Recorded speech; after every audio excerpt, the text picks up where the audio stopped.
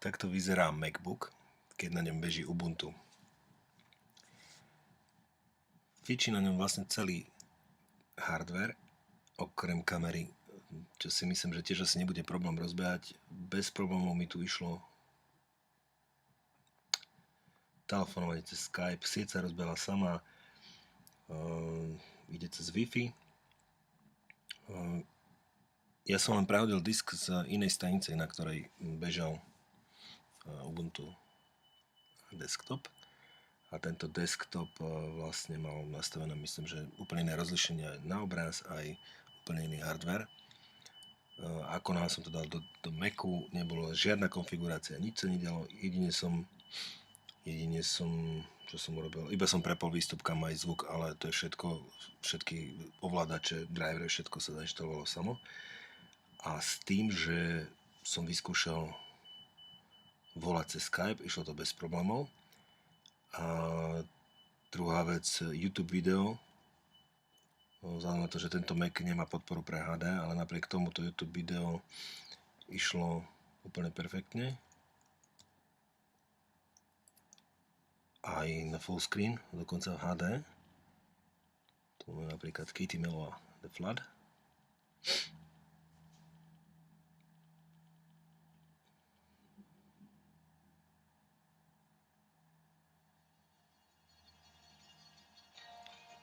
Čiže teraz máme 480p.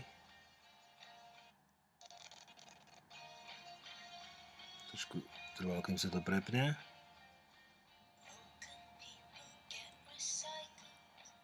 Dáme tam niečo HD. Happy Place. Dáme Quality 720p, 1080, už predsa veľa, ten hardware to nezvládal ani na Macu. A dáme full screen. Ako vidíte, ide krásne, plynule, bez väčších problémov.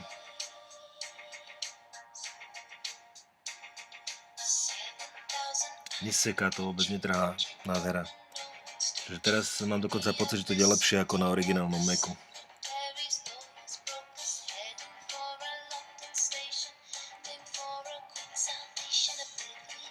Procesor to žerie asi tak na 60%.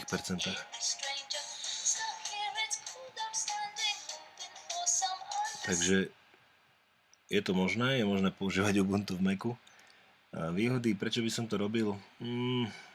Iba ako experiment, určite Mac je lepší operačný systém, Mac OS, alebo teda iOS.